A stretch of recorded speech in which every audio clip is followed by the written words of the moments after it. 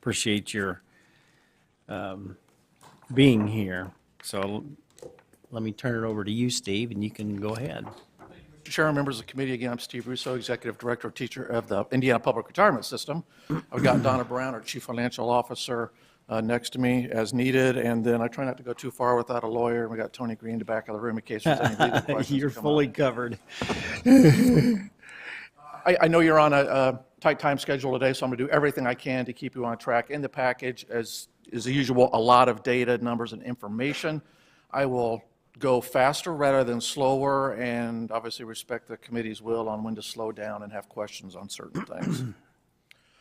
So with that in mind, I'm just going to go ahead and skip straight into the third slide in the packet, just as a reminder that we are a retirement system made up of multiple retirement plans as well as some non-retirement funds. What is just maybe a little bit different on the slide than what you've seen before is that due to some accounting standard changes in working with our auditors, go forward starting this fiscal year, the teacher pre-96 and the teacher 96 plan will be treated and accounted for completely separately and discretely. Okay. From an accounting financial perspective, the numbers won't be commingled. Well, I think that's good, Steve. So with that, on the next slide, just a reminder of the numbers of folks that we impact. There's over 450,000 members that we serve. On this is just a breakdown to give you an indication of the breakout by the members, by the different funds that we administer. 2/3 of our members are in PERF, and then roughly then 30% in TURF, and then all the other plans represent in the 5% range of the total plan. And then by status, you got roughly half of our members who are actively working and contributing into the plan, 30% collecting a benefit, and then the remainder who are no longer working, but either have a benefit due to them or money left with us to manage. Slide 5, I just want to give the committee a brief update on what was a new plan that was recently implemented back in 2011. SCA 524 created what we call an ASA-only plan. This was an optional plan that was set up for state employees only, and only for newly hired state employees. And this group is afforded an option. They get to choose between our traditional hybrid PERF plan, or they can choose an alternative which acts and looks like a defined contribution plan.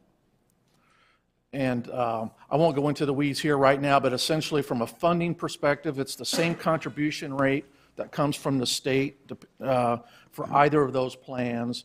The intent is to be sure that those unfunded liabilities are paid down in the PERF plan appropriately, so we still collect, for lack of a better word, a contribution towards the unfunded liability for the DB plan for those members that are just in the DC-only plan. And that's just to protect the financial integrity of the plan over the long term. This will be a theme that I'll pick up later because this is a central concept that gets into this notion of what happens when employers decide not to put new people into the plan. What does that mean over the long haul? And that will be a little later in the presentation. But down at the very bottom, just give you an indication of what the numbers are. When a member comes in, they have a choice. They have 90 days to make that choice. If they don't give us a decision, they default into the current hybrid plan. So if we don't hear anything, they get defaulted. That's what that 66% of the members represent. But all said and done, today we have about 8% of new hires that are eligible that are electing to enroll in the ASA-only plan. And I just know going forward there's some policy discussions regarding whether or not it's the appropriate time or not to expand this program to local units of government or not. But just want to give you a brief update on that program. Take a moment and just look backwards. I think I'm going to spend most of our time today looking forwards, but just to look back at the last fiscal year and review, as always, remind people 1 year in a pension system doesn't make or break anyone's story. We are a long-term proposition, but it is nice to be able to come in and report some good news. We returned 13.7% on our defined benefit assets in the last fiscal year, which was double our target. Our assets are at an all-time high of $30.2 billion. And in aggregate, after the actuarial work has been done, we have reduced the unfunded liabilities in total across all the plans by $743 million. So this is due to the earnings that we had this last year. Earnings well as some other small actuarial gains. For example, we'll talk about later, the COLA is a good example where in our actuarials we assume a 1% COLA, but because there was just a 13th check granted and you funded that 13th check, Yeah. that picks up as a gain. I wonder, could I make a plea to you, just to try to find some other language to describe that, assuming a 1% COLA? Because when you assume the 1% COLA, that assumes that that money then goes in there to pay a COLA, but doesn't do anything to reduce the, whatever the current balance is or however it's affected by the earnings. And so really it's our choice as to whether or not it's a priority to continue to try to reduce the $11 billion balance in the teacher's retirement fund or to grant a COLA. But the way that, but the people who are advocating with us that we should give them a COLA are in essence, they're picking up on your language and saying, look, they already figured in a 1% COLA, just give it to us. And the truth is that I think that I'm glad you put the 1% in there, but I always see it as money that should be used to at least get that huge number down to some extent. So I don't know if you can come up with a little different piece of terminology, but I think we're being lobbied on the basis of language that you're using, and they're using it with a different intent than you're expressing it. Exactly right, Mr. Chairman. And unfortunately, we'll see what we can work on some terminology, but Yeah, that COLA assumption is it is an actuarial term within the that the actuaries can and must do for them to fulfill their obligations. But why don't we in the quit plan. making a COLA assumption and make no COLA assumption and then say we're putting in 1% to reduce down this enormous liability? That's a suggestion on my part, if you don't want to do that. Is that from an actuary's perspective, who have to conduct their business to their professional codes of, standards of Fine. practice, is that they make an assumption, and that assumption is predicated on looking at past experience. Yeah. That's their standard. So to the extent as time goes by, if for some reason, right, there aren't regular COLAs granted, then that would be a basis for an actuary then to say, I'm not going to bake this assumption is because history has said that it's not there. Okay. The other side of the equation on investments is the top line in terms of revenue is that all of our employers paid everything that we asked of them. You're going to see a new term going forward. We used to use this term called the ARC. That was the actuarial required contribution. But with some standards changes, it's now become the determined contribution. The actuaries were always upset that people called it something required when in fact it was never actually required. And so they changed the term to determined. They're having the same terminology problems that I'm having. So I'm asking for you to give my thoughts a little consideration too. The synergies of the merger that we did several years ago continue to contribute savings. We've got a cumulative savings now since the merge of $347 million of hard savings that we've brought to employers and taxpayers. The next bullet, just to highlight a little bit, there was obviously a lot of activity and attention paid to the change in the ASA annuity benefit in the TURF and PERF plans this past year. We were expecting an increase in the overall number of retirements, which we did experience. That breakout is there, higher in PERF than it is for TURF. But probably the one thing that was unexpected is that all said and done, still only about 50% of members chose to annuitize that money at the time of retirement, which is about what the same rate was before this issue came to be. So anecdotally, all I can tell you is after counseling and hearing from members that the issue clearly had a number of people become more retirement aware and had them look into their retirement situations, maybe drove an incremental number of people since they looked at retirement to decide they could retire, but when it came down to the decision to annuitize that ASA money or not, behavior really didn't change. Those that did annuitize, what rates did were they given on their annuitization? Historically, been using the 7.5% interest rate in that calculation. So they were able to use the 7.5. By statute, in what was passed out of the last session, we had to keep the rate the same until this last fall. Yeah. And then there's a step-down provision in that rate to be used, and then legislation grants us the authority to outsource those annuities no earlier than January 1st of 2017. Okay.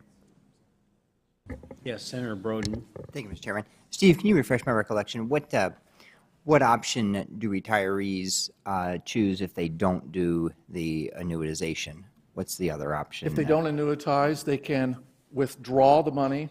A lump sum, They then? can take a lump sum and either Okay. withdraw it into their personal account, which may or may not have a tax consequence. Okay. Or they can roll it over to another tax-qualified account, or they can leave it with us. Okay.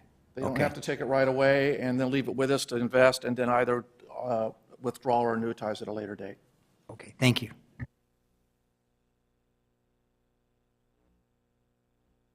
Move on to the next slide, 7, just top-level numbers. Overall, our net assets increased by 11%. Again, our assets are made up of more than just the defined benefit money, so that's why that number is different than the rate of return number I showed you earlier. But we started the last fiscal year a little over $27 billion,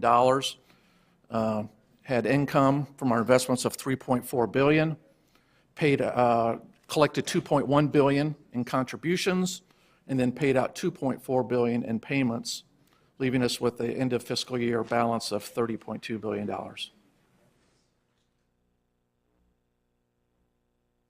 The next slide is just to show, just in concept as well as numbers, over the long haul, where does money come from to fund our retirements? And this is just simply to represent that the principle of putting money in the bank while the member is working so that that money can be invested over time to pay for that benefit, as opposed to a total pay-go program. And so in the case of Indiana, data that was collected at a national level indicates that since 1993 through 2012, the employers, including the state of Indiana, was represented about half of all the money that came into the plan. 35% came in from the markets, and then 17% came in via the employer's paycheck.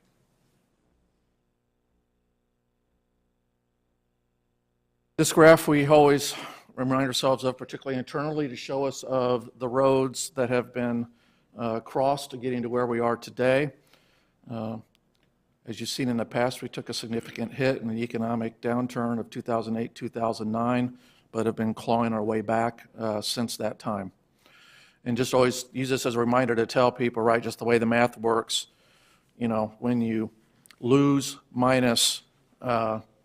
when you lose a quarter, if you have $1 and you lose 25 cents of that, you have to make up double that, right, on the upside to get to where you left off. So when you lose minus 20%, you got to actually make back 40% from that bottom just to break even. This graph just shows the investments performance of our defined benefit pool that we have control over that asset allocation on a 1 through a 10-year basis. Our target's at 6.75%, as shown here. Essentially, as I said, last year was a good year.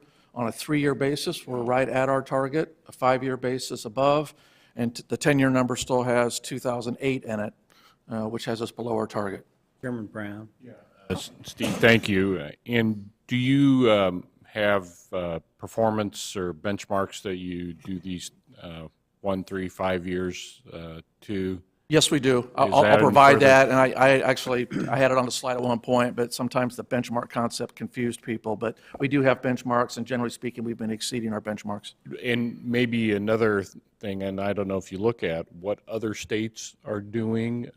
Is there any type of information there? Because I know different states have different targets, and that affects extremely sometimes credit ratings and unfunded liability. So we look at other states. We're always resistant to show many comparisons because, in our opinion, it's not appropriate to compare one state to another because a different state may have a different investment target and a way that they're going about doing it. I can tell you, generally speaking, because of our lower target, which means lower risk, which is a conscious decision that we've taken in Indiana, that typically over the long haul will drive a slightly lower return, but we believe brings a much drastic lower volatility from year to year. And so what you'll see in Indiana numbers is that we will look a little bit lower than our peers in years where the stock market is doing great, and in years where the stock market isn't doing good, we will look slightly better. But we've placed a premium on managing the volatility around that return target because it's the volatility that drives what the employer has to pay. We average out these gains and losses in the investment pool over a 4-year time period, and it's really over that 4 years that then drives how much the employer has to pay. So we could set a target that might be 20 or 30 years out and may be right 20 or 30 years from now, but if we were horribly wrong in that 4-year time period, the employer is going to pay dearly for that in a significant contribution rate increase.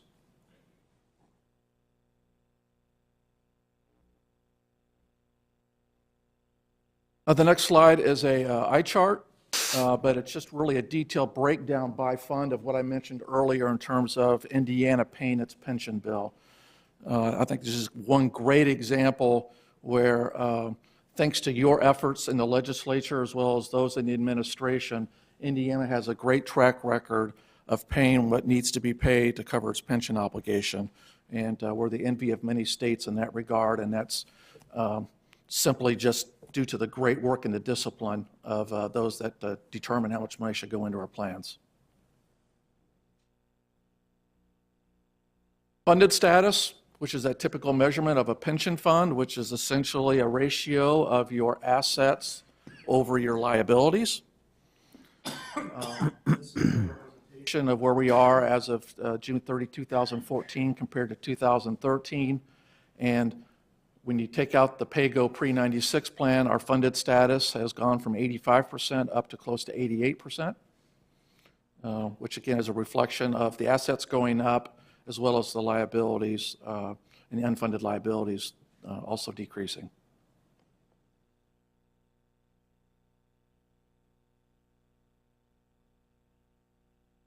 No questions on that. The next page is a one-page version that is should tie mostly to, I think, the reports that you get through the normal budget process. But what I've attempted to indicate here is to show in total all of our revenue from all the many places that we get it, and then split out from that what is appropriated directly from the state general fund.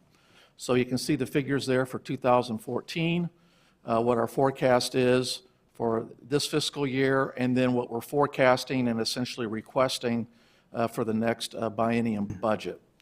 No surprises here. You see, we'll talk about it a little bit more in a minute, but you'll see a 3% growth in the appropriation for the TURF pre-96 account.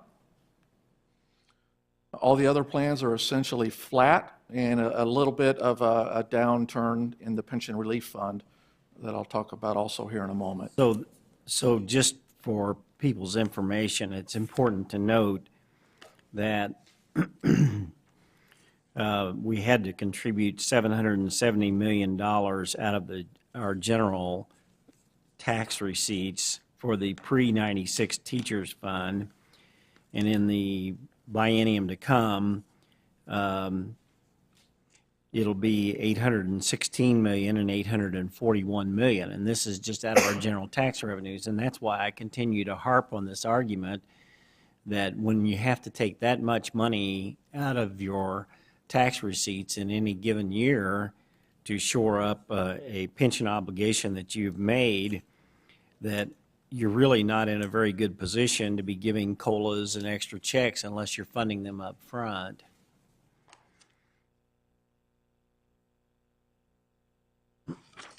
If there are any questions on the requested appropriations for pensions, the next couple slides focus, which is on that one big ticket item Senator Kenley you just mentioned. That's the teachers pre-96 fund. This is a slide that I've shown for several years now. It just indicates kind of the ins and outs of how that fund works. It is a pay-as-you-go plan, so the top line represents the benefit payments that are due to members in that plan each year. Then what help goes to pay for those benefits is general fund appropriations, which the program that was put in place back in the mid-90s, and also in current statute where appropriations growth is fixed. That represents the general fund appropriations line. And then any difference between those two comes from our savings account for this fund, which is called the Pension Stabilization Fund. But then through the course of a year, the Pension Stabilization Fund assets have other monies coming in and out of them. We have $30 million from the lottery. There's other small amounts of money that predominantly is from federal from teachers who are paid through federal funds. You have investment gains or losses as we invest that money. And then it has been the course of the last 3 years running, there's been an incremental augmentation to the appropriation to pay for the 13th check for pre-96 members. So that's essentially the ins and outs that happen in any one given year to the pre-96 fund. The next slide then is just a pictorial representation of the pension stabilization fund itself. It is at a balance of just under $3 billion, with projected growth primarily driven by the investment returns in that fund.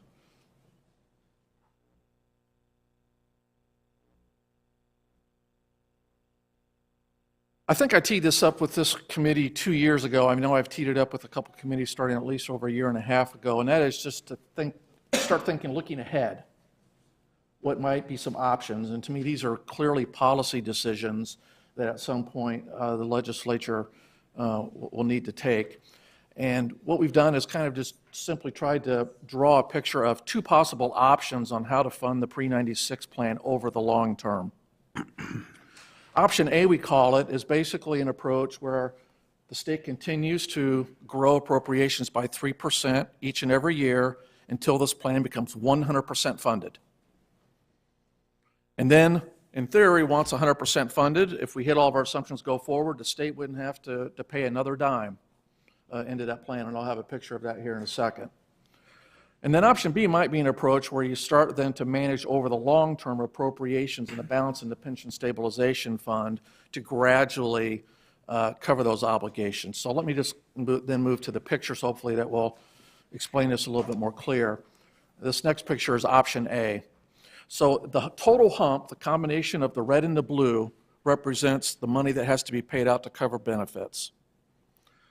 The blue represents what comes from appropriations, and the red represents what comes out of the pension stabilization fund to cover those benefit payments. So in option A, you have a stair-step 3% growth of the blue until you kind of hit the point where appropriations cover the payments going out the door. You have a slight decrease until then the plan becomes 100% funded in approximately year 2035 in our current projections. And so then once 100% funded, in theory, right, the state could say all the obligations are in the bank to cover the benefits of that plan, and no appropriations would be required, again, assuming go forward from that time we hit all of our assumptions. So this is kind of that scenario where you get to 100% funded as quick as you can, and then I'm sure it'll be a nice time during that budget cycle for everybody to decide what to do with all that money that isn't required all of a sudden.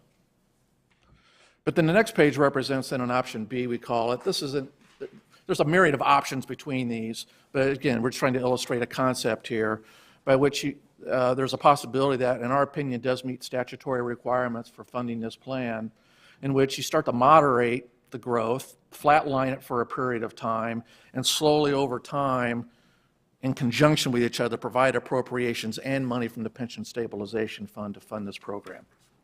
Could you put together a chart that showed me option A, but using your 1% COLA assumption to not as an appropriated payment, but going into the pension stabilization fund, so I can see how much I can reduce the period from 2035 by doing that? We already have that chart prepared, and I don't know, Donna, do you remember off the top of your head what those numbers were? If not, we'll get that Probably to the you. most We've run important those thing numbers. would be how much quicker can I end up paying the thing out?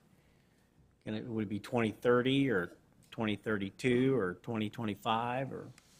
Yeah, so sorry, go ahead. So from the data here, the peak of the hump moves from 2027 to 2025, Okay, and the 100% funded status goes from that's not on this particular slide, right? But I recall it's like from 2035 to what, 2033, something like that. I gained 2 or 3 Yeah. years. Yeah, 2032. Okay.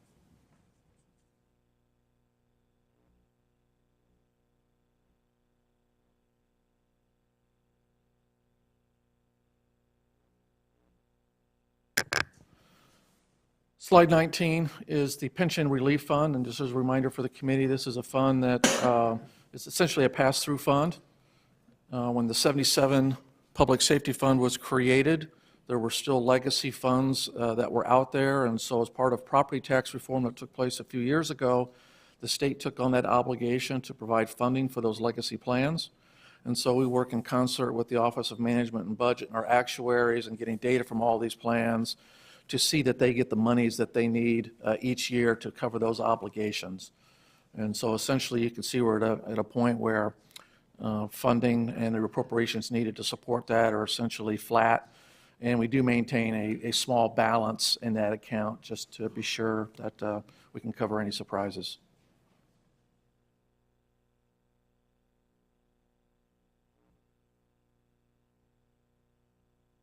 So with that, I thought I would talk briefly about COLAs and 13th checks. This is usually a topic that comes up each year. My purpose here today is not to advocate, but to educate. Just as a reminder, they're within our system of the funds that we administer. Most of our plans are what are called ad hoc benefit increases, in which it's the purview of the legislature to decide from year to year on what to do, if anything. However, there are 2 of our plans that do have automatic COLA provisions in them. The next slide just gives a history of those auto COLAs for those plans. The 77 fund has a formula tied to the CPI but has a cap of 3%. And you can see the history of the COLAs that have been provided under that program. And then the judges system has somewhat of a unique COLA in which retirees get the same percentage increase to their retirement benefit that active judges receive in any pay increases that take place for them during that year.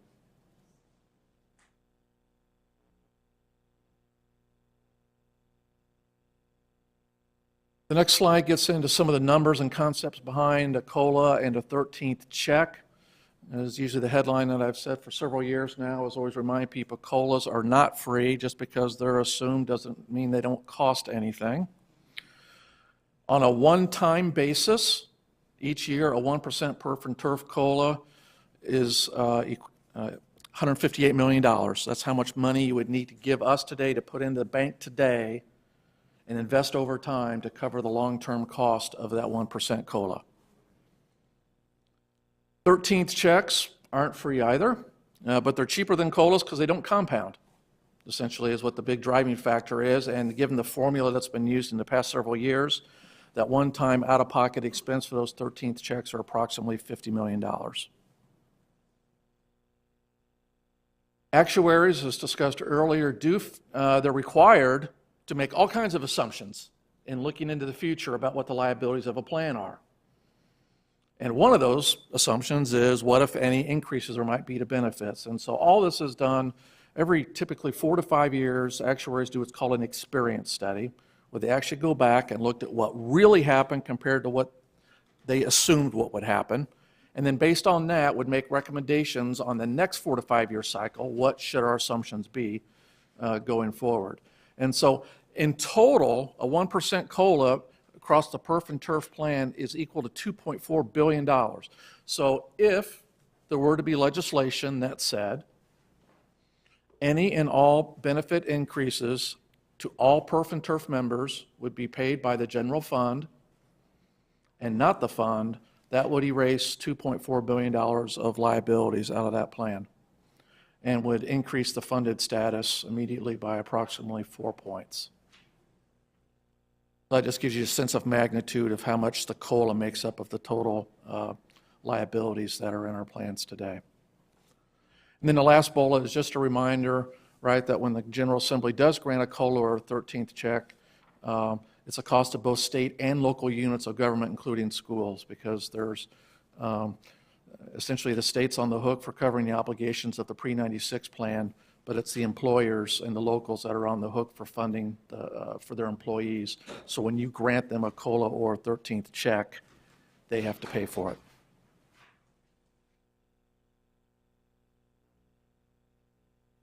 I won't spend much time here. I just wanted to make aware, right, there's been several efforts. One of the issues that's been always talked about in a 13th check versus a COLA is, and I'll have a little bit more about this in a moment, is this notion of some people benefit actually in getting a 13th check instead of a COLA, some people don't. And so there's been some questions that we've been asked about, well, can you explain it to us better? And I'll have a slide in a moment. But there have been attempts in the last couple of years. It's usually initiated in the Pension Management Oversight Committee. There were bills introduced that would move through the session. They would usually get towards the end when decisions had to be made. But there's been this attempt in the last couple of years to try to come up with a mechanism to provide both a COLA and a 13th check, and for lack of a better word, make everybody happy. And I guess my headline here is that the versions that have been drafted in the past of make everybody happy are expensive. The bill that went the furthest last year was 1231, costed out at $385 million, and essentially was equivalent fiscally to a 2.1% COLA for TURF and a 3.6 COLA for PERF. So again, I'm not here to say that that's right, wrong, or different, but that was the financial impact of trying to come up with the scheme of making everybody happy. Next slide is just a simple pictorial right of what inflation does do. If you're a retiree, you start out with $25,000. You don't get any increases over your retirement, how that erodes over time, depending upon what the inflation actually happens. This next slide, I'm not going to go through all the numbers here, but again, I just want to illustrate the concept of that in a 13th check versus a COLA, this notion, I always hate to use these terms, but I call them winners and losers. But effectively what the 13th check does, essentially, if the policy intent is to try to take care of those that are most in need, then at least I would make an argument that the 13th check concept does that more than just a COLA. So I just took kind of two extreme examples there on that in the top. So take a typical PERF retiree who's 80 years old and only had 10 years of service. Their annual benefit going back to 2009 would be $3,300 a year. If they'd gotten a 1% COLA each year, their benefit now would be roughly $34.89. But if you just move out to the right-hand side of that, basically what this says is for that 80-year-old who has a very small benefit, that 13th check, that's a fixed dollar amount, they've come out ahead in the last 5 years. And if they live as long as the average 80-year-old, they will actually come out ahead over their lifetime. But if you take the other extreme of that, of somebody, in this case, I just picked a teacher, but it could be a PERF member as well. The benefit formula for PERF and TURF is the same. But if you recently retired and were more highly compensated, your retirement benefit's going to be higher.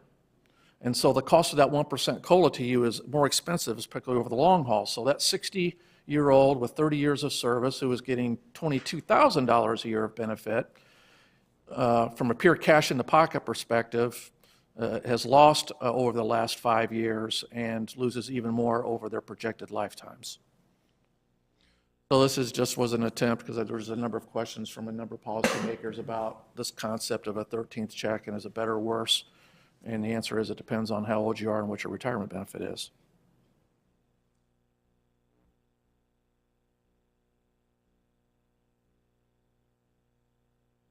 In the back of the packet, I did include a copy of what's called an issue brief from our national association called NASRA. They put together a study and looked at COLA provisions across all the different 50 states. And to me, it was somewhat enlightening to see the different ways that states have gone about trying to address their COLA liabilities. And this is just a laundry list. There's details behind all of these that are in the issue brief at the back. But just real quickly give you a flavor for what might be some policy alternatives that maybe you've thought about, maybe you haven't. Again, I'm not here to advocate, just let you know what other people have been thinking about. There's the concept of the automatic versus the ad hoc, which is kind of that realm that Indiana is in, which also ties to whether you do something on a simple basis or a compounded basis. A couple of our plans have an inflation-based type of provision. There are some plans out there who do tie a benefit increase to the performance of the investments of their funds. There are some funds out there where they say, you know what, we're only going to grant COLAs after somebody's been retired for either a certain number of years or they've reached a higher age. So they may say, okay, you can retire at 55 and 30, but you're not going to be eligible for a COLA until you're 65 or 70. They may cap the amount of the benefit that is eligible for a COLA. So rather than your whole benefit being eligible for the full COLA, they might say, you know what, we're only going to grant a COLA for the first $20,000 or $25,000 of an annual benefit. The self-funded annuity option was an interesting one that came across. This is where members actually have a choice at the time of retirement to pick a option in which they can choose to receive graduated increases over their retirement life. Now, they trade early on, so they choose to receive less early and get a fixed percentage increase as they get older. But that's kind of an annuity type of thing where it's in some ways self-funded at the choice of the member on what they would like to do. And then there are some states that have dedicated reserve accounts that may be monies from a whole multitude of different sources where they've said, you know what, we're going to put this into a pot to help pay for retirement cost of living adjustments. How many states are in Indiana's category that have, I think I've seen some of these articles in some magazines and things that have, if we're about 88% funded up on our, on the non-pre-96 plan, how many states meet that standard? Of being 88% or better funded? Is that the question of that funding status? I don't have those numbers. I got some national averages here in a moment. Hey, that's good That enough. national trends of what All right. funding and contribution rates are. I might give you an indication. Yeah, I can that- follow up and get you No, that. that's But all right. The self-funded annuity option, we cannot offer that, or could you, as a board, look at offering that, or you don't have the authority? It would be my understanding that we do not have the authority. The options that we provide at retirement are listed in statute. Okay. Do you think, is there a way maybe to see if personnel are interested in that, you know, trading off lower initial payment? I don't know whether it'd be worthwhile to change the statute if nobody takes advantage We'd be of more it. than happy to engage our membership on interest if there's an interest by policymakers to understand more about that. Be happy to do that. Okay.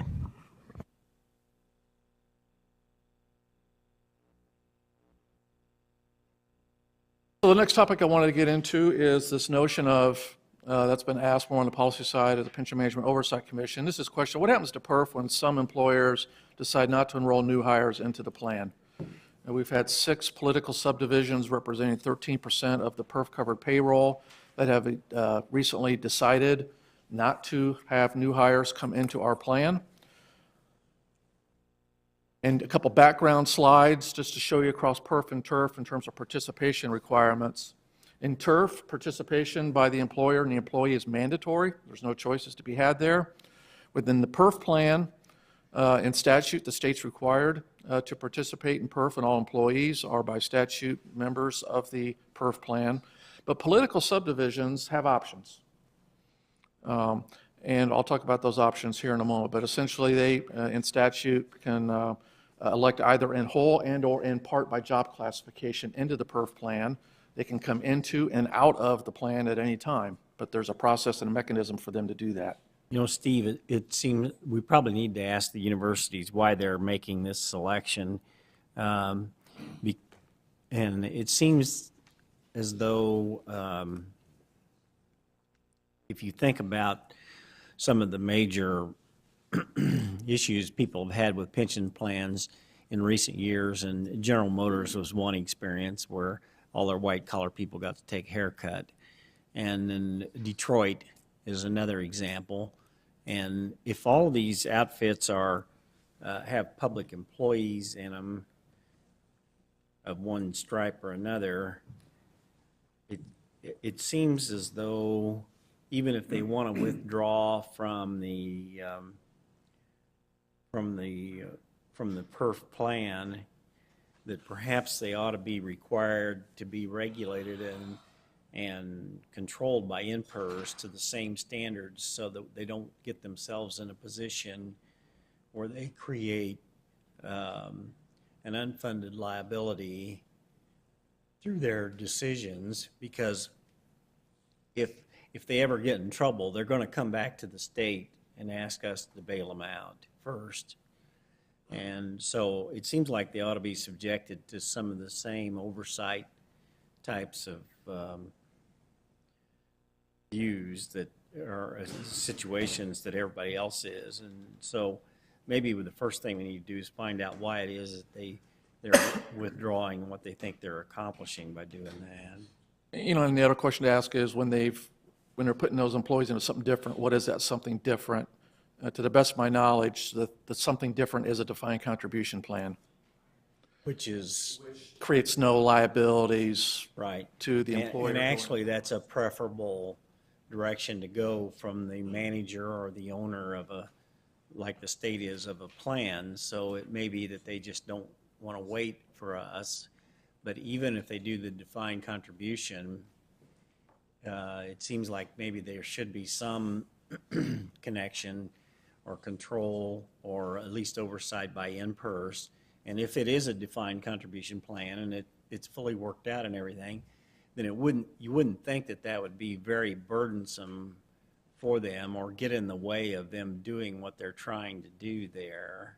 I don't know if there's other ramifications about overall unfunded liabilities that they don't have to share in on people who have residual defined benefit plans. I suppose that's probably part of the question. And that's what I'll have some numbers about that here in a moment, just to kind Okay. of give you an indication of what that means to our plan for doing that.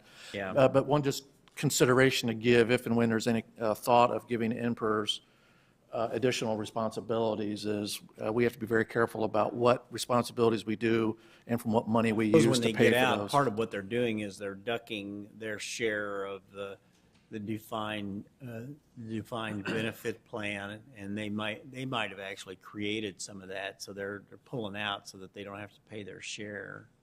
It'd be a guess. Yes, I don't know if and my that's guess true. would be It is may is not be that. true. Yeah, my guess would be is that long-term, they may have a desire to transition from a defined benefit Right. to a defined contribution from a financial risk management perspective. Which is a sensible thing to do. Discovered as a mechanism in our law that allows them to do this gradually over time Yeah. without having to pay some unfunded liabilities, because there are provisions in statute when an employer does actually withdraw a current member where they can do so, but they have to cut a check to us for that unfunded liability at the time that they do that. Yeah.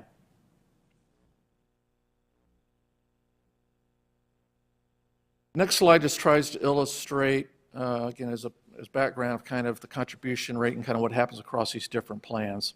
So across all of these three major plans, the employee contributes 3% that goes into their annuity savings account. In the case of the PERF ASA only plan, the employer then contributes what is called the normal cost of the DB plan. The normal cost of a DB plan is what is the cost of just the benefit that's being provided. The contribution that an employer pays into a DB plan is two pieces: the true cost of the benefit that's being earned tomorrow, and then what we call the amortization of the unfunded liability, which is their payment towards any unfunded liabilities that may exist at the time. So in the PERF ASA only plan, the employer pays it to the employee the normal cost of the plan, which is 4.6%. So in the PERF ASA only, the member is getting 7.6% that's going into their account that they decide how to invest over time. And whatever it is, that is at the time that they retire, that's what they get. There's no unfunded liabilities associated with that plan. Then our traditional plan, then, you have a contribution rate that's made up of the normal cost plus the unfunded liability, which then creates the total contribution for those plans. So that being said, what is the answer to the question of what happens when somebody decides not to put new hires into these plans? So in words first, the answer is three pieces. One, there is no incremental cost to the current pension plan, because it's only when new people come into the plan and earn a benefit tomorrow that there's a cost associated with that benefit. This is all about the unfunded liabilities. So in words, if we were 100% funded today, there is no financial impact to people pulling out. But the issue becomes if and when there are unfunded liabilities, and I can tell you what they were June 30th of this last year. I wish I could tell you with certainty what they're going to be in the future. But if and when there are any, the issue then becomes over time, if you have a decreasing smaller group of active people contributing into the plan, you have a smaller group of people having to cover the unfunded liabilities of a larger group of people who are retired and not working. And so as a percentage of their pay, that percentage is going to increase. The total dollars coming in will be the same. The unfunded liabilities are the unfunded liabilities. We will get the money. It's just in magnitude. But when looked at as a percentage of actively people working, that number goes up when you have fewer people paying into the system. So that's the concept. There is no hard number.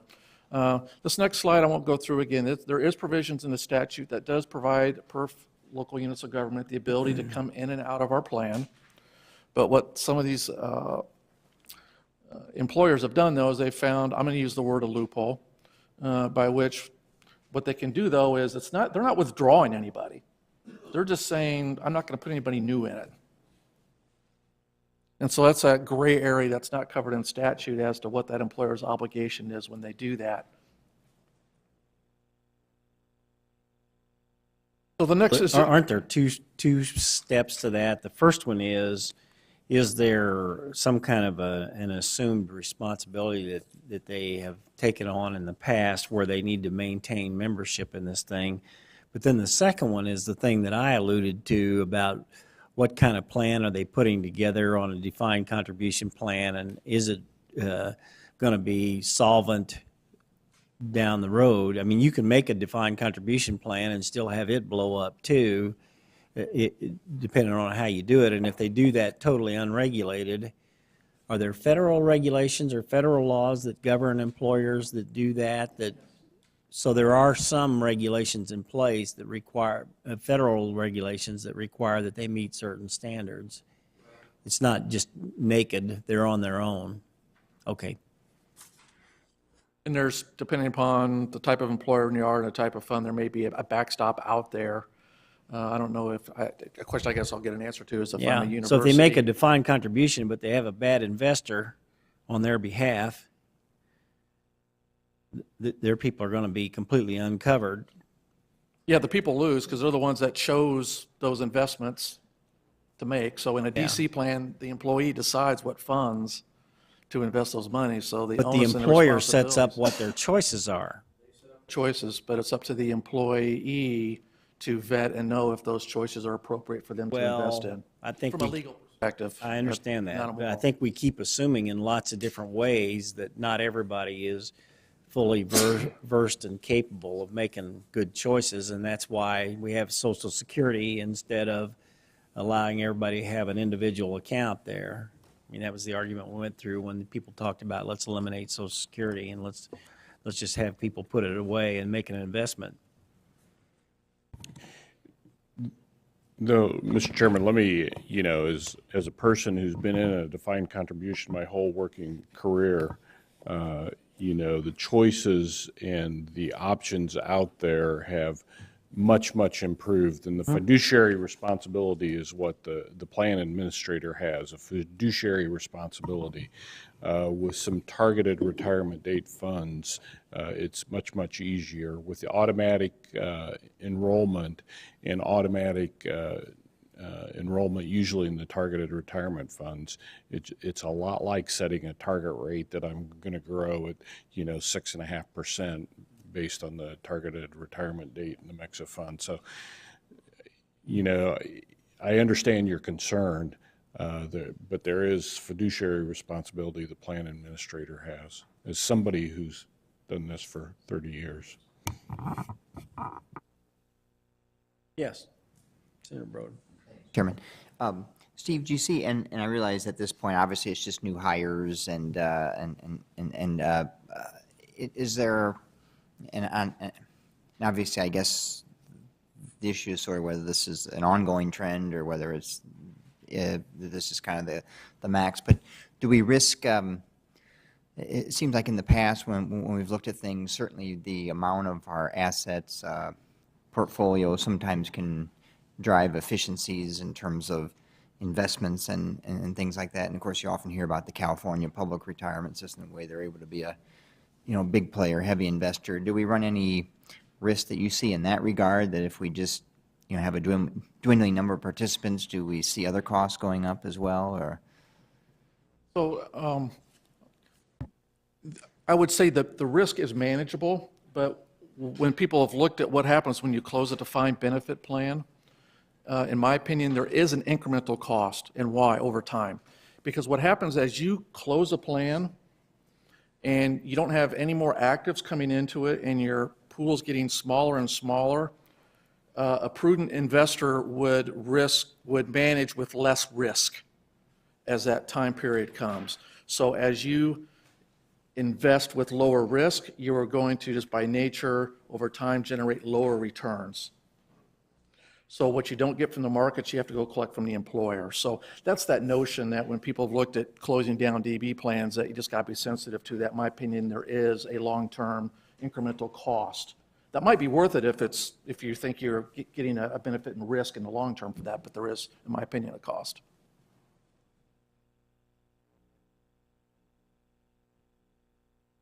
Better keep moving here, Steve. 4 minutes, I think it's got a couple slides. So I just got 2 slides, just talk about this national trends, what's going on nationally. This slide just depicts what's happened with the funding levels and the value of assets and liabilities because of all this smoothing and other, basically what you've seen nationally is on an aggregate basis, the funding ratios have hopefully, well, they have bottomed out and have been heading back up because of the markets performing better. And barring no other major significant market events, you can continue just to see those inch up over time.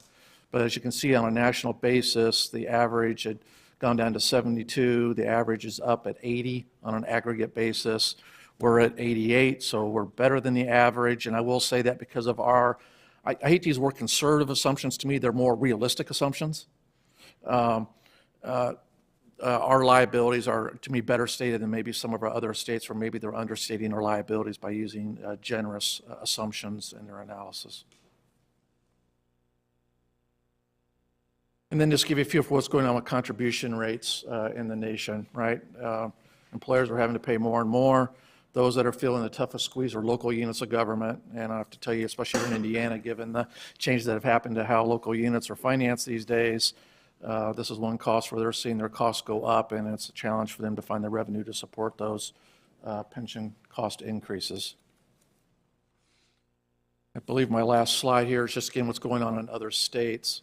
You've had a lot of action happen since 2009. You've had 45 states do something, and this is just a breakdown of how many states have done certain things. Many of them have asked their employees to pay more to help pay for their benefits, so some shared pain. 29 have messed with their COLAs. They've been changing their formulas, increasing retirement ages. We've had more states look to going to where Indiana is today with the hybrid plan design. So continue to field phone calls from other states and other policymakers in other states on what we've done here. There hasn't been, despite all of this, that many TB plans actually closed down.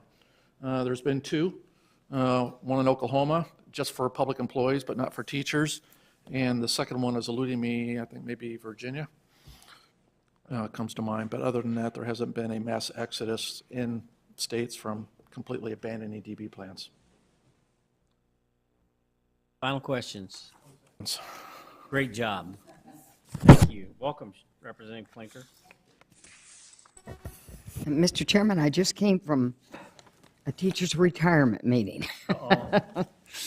And they're worried about COLAs I bet and they lots are. of other things, as you can imagine. So am I. And you are too? I am. Probably for the opposite reason. Our teacher retirement fund in good shape? Good. Okay, thank you, Steve. Good job this year. Where did it? Oh, that there. I never saw it.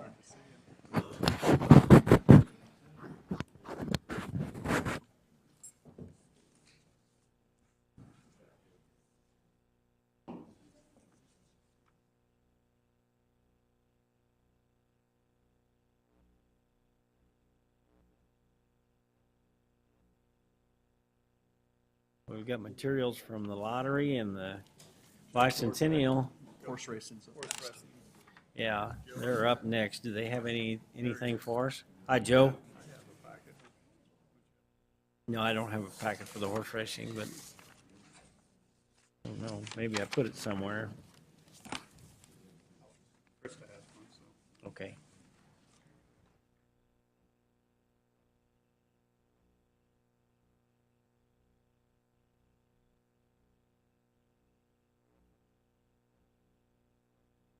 I probably did. Okay, we have Joe Gorchak from the Horse Racing Commission, and Joe's been the executive director since the beginning, isn't that right, Joe? So how many years is that now? 24.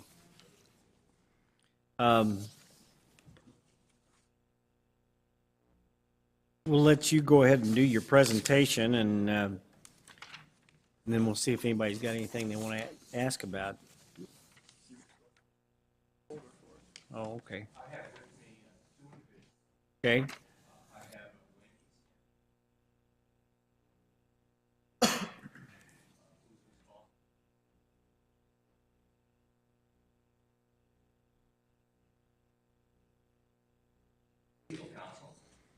Counsel Leah Ellingwood.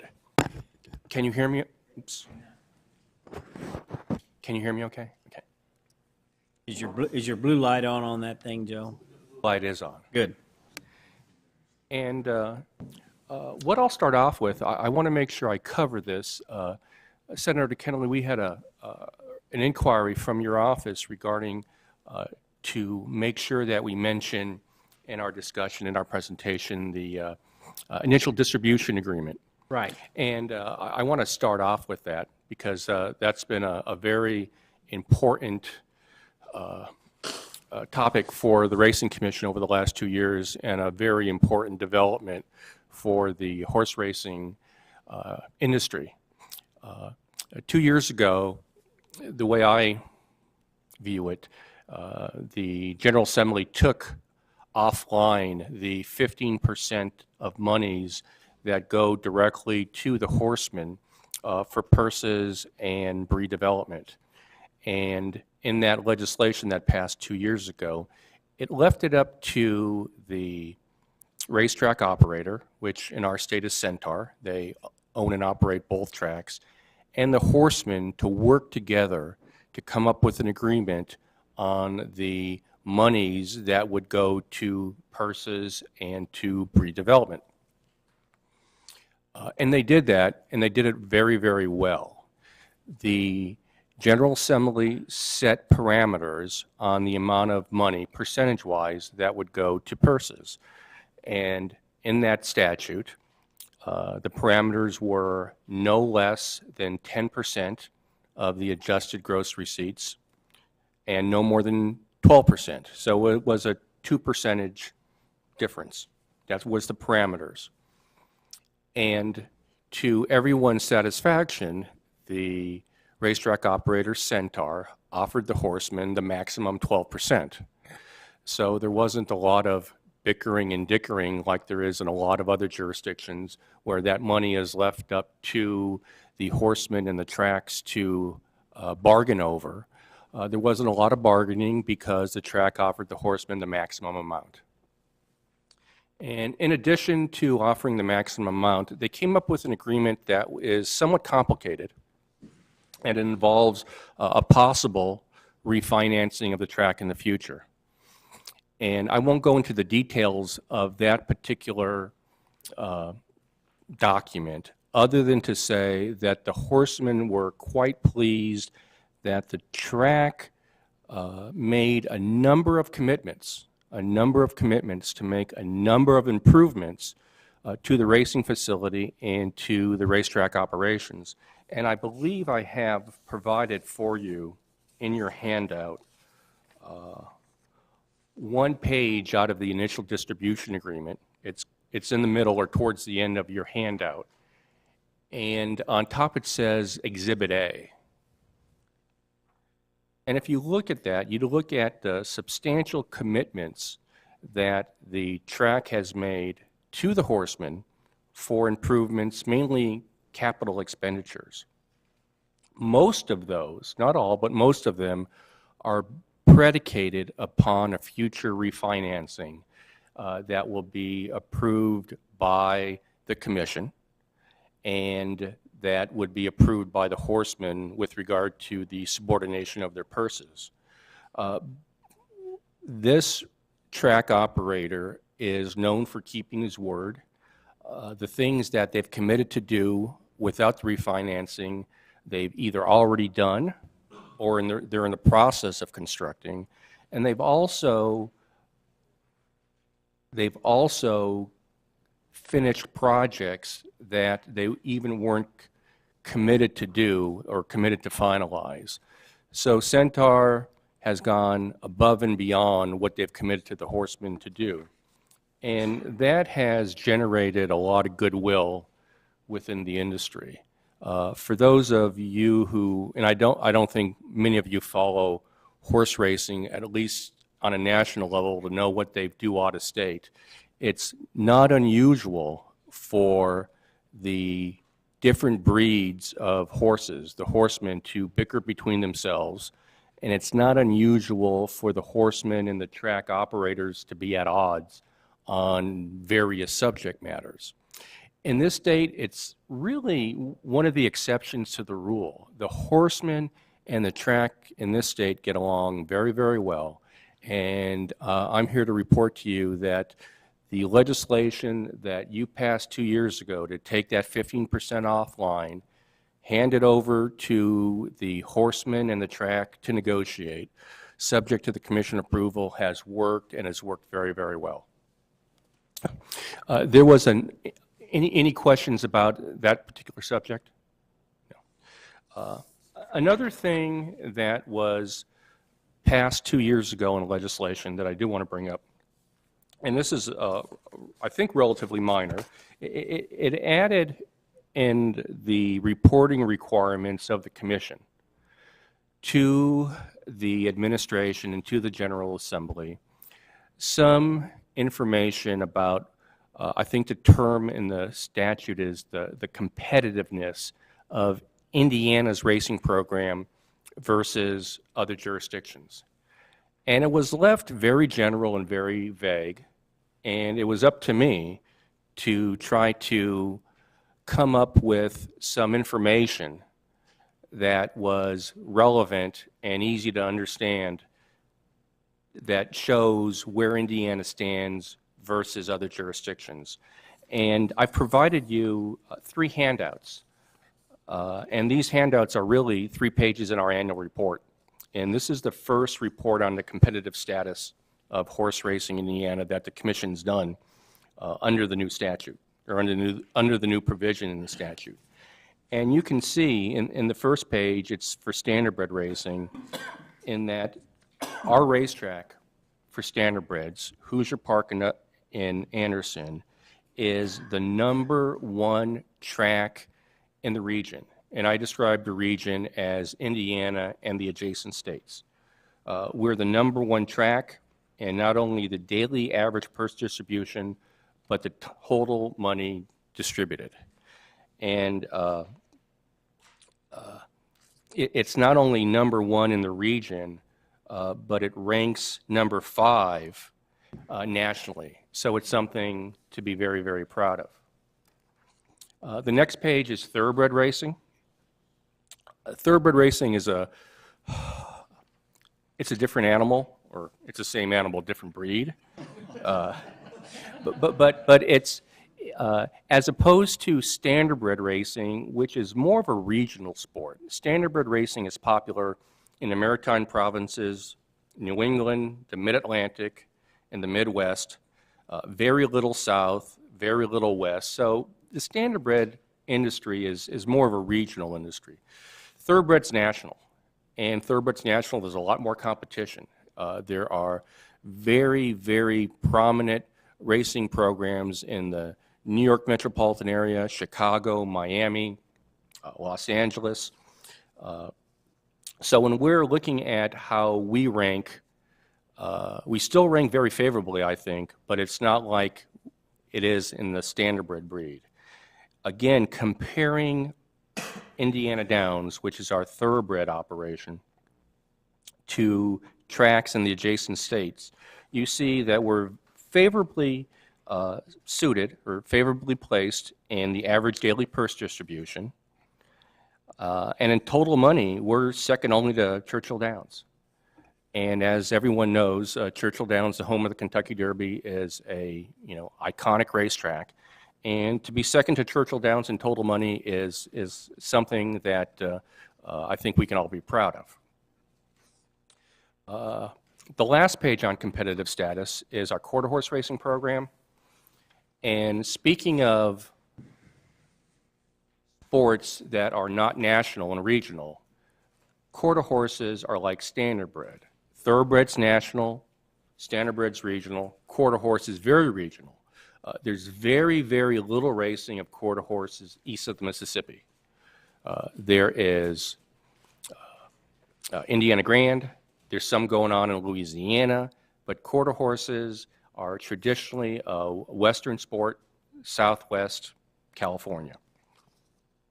And because there's so little racing for quarter horses in our region, in the contiguous states, instead of comparing, like I did in the other two breeds, with how quarter horses fare regarding tracks in contiguous states, I showed you how quarter horses at Indiana Downs, or Indiana Grand now, compare nationwide. And as you can see, Indiana Downs is 4th in average purse distribution nationally, and it's 6th in total purse money offered.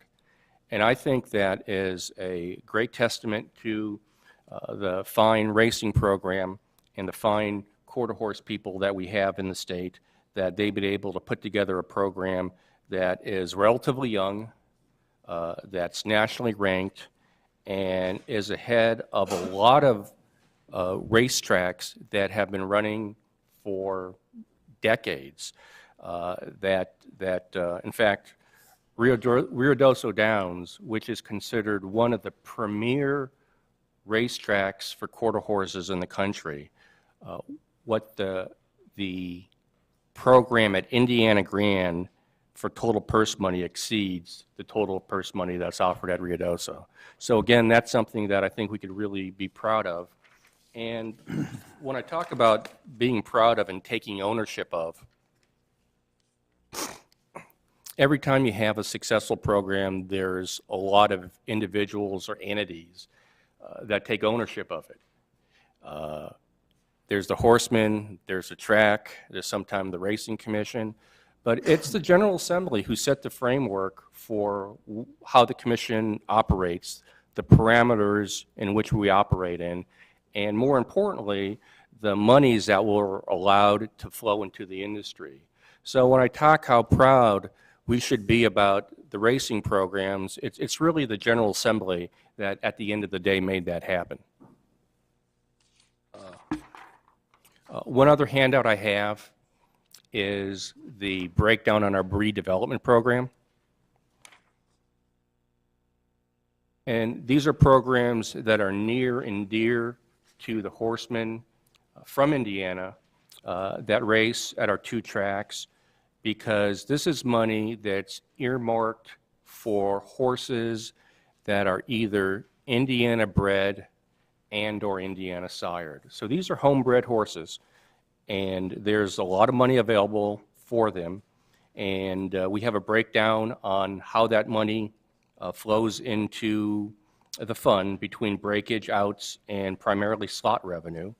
And we have a pie chart on how it's distributed. We have 3 advisory committees appointed by the governor, 1 for each breed.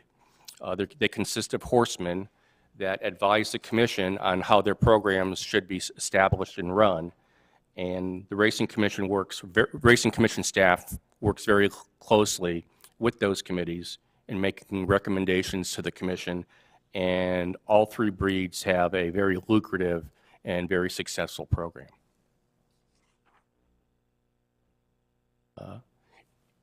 Questions for Joe here? Let's see, Joe, the split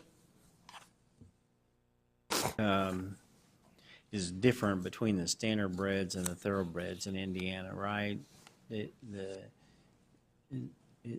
50-50 for the thoroughbreds, or standardbreds?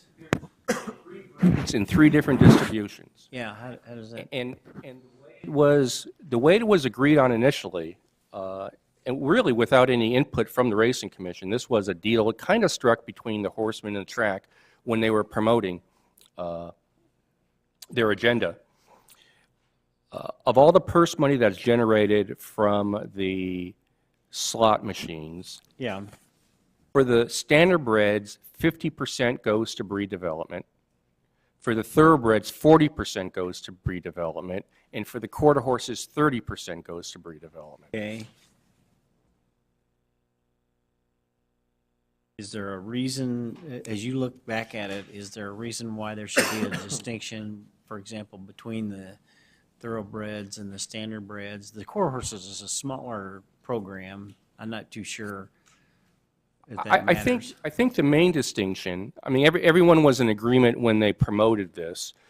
I think the main distinction is that the standardbreds who accessed breed development monies don't race just at Hoosier Park.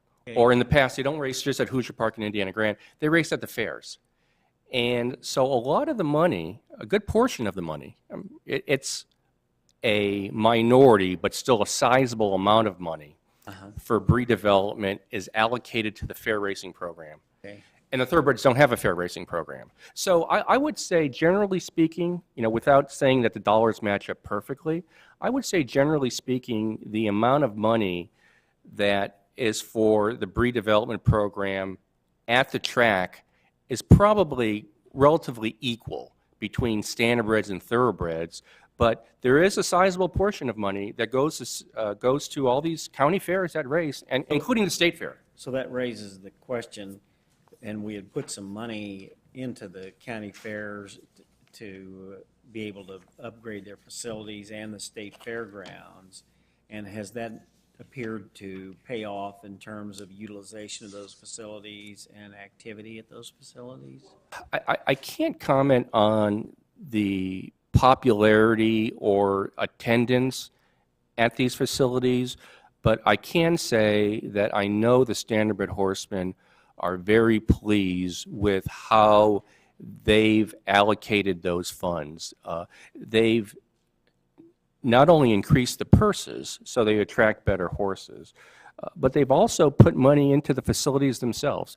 They've had a couple tracks resurfaced. Right. That promotes safety for the horses. They've had some barns that were in disrepair improved, and I know they try to spread that money out.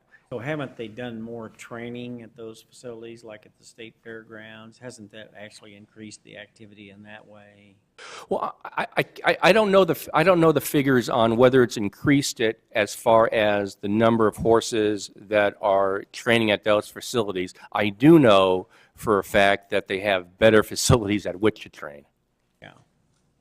Well, it seems like at the state fair, I think when we talk to the Fair Commission, it's much fuller, quite a bit more activity there on an all year round basis. Are you on the fair board? Yeah. Yeah. Has that issue, have you discussed that?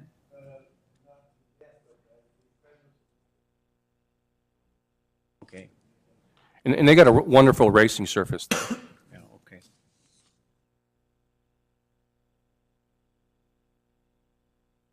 Are there any other questions for Joe here on this presentation today?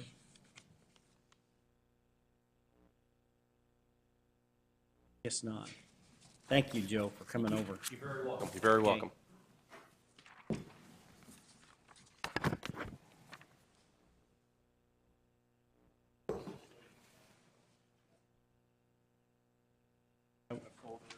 Did I? Oh, that's why I lost it. Yeah, I guess so.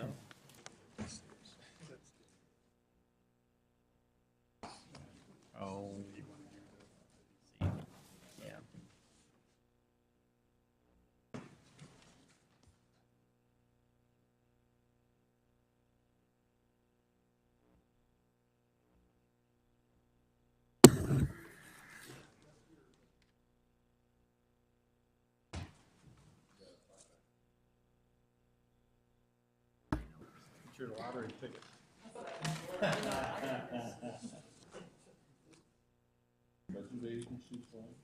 Yeah.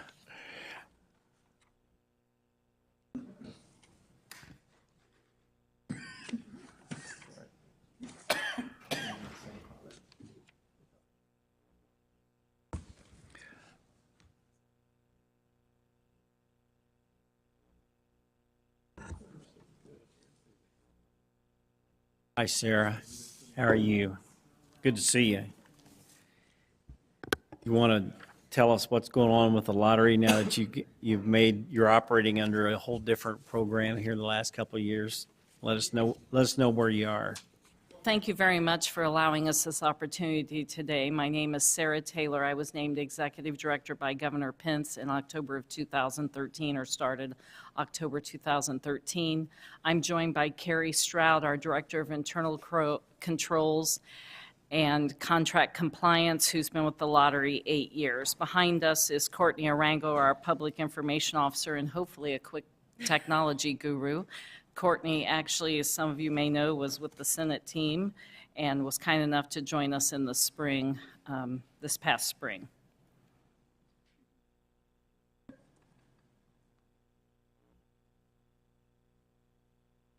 I don't know what I did. A lot of pressure. A lot of pressure. Thank you for your patience, and hopefully with being ahead of schedule, you can allow us another moment.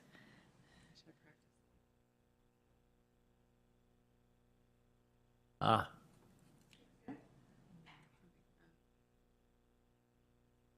They're going to do it? You passed. Okay, so we've made introductions, we've thanked you, and for our agenda, if you'll go ahead and forward it.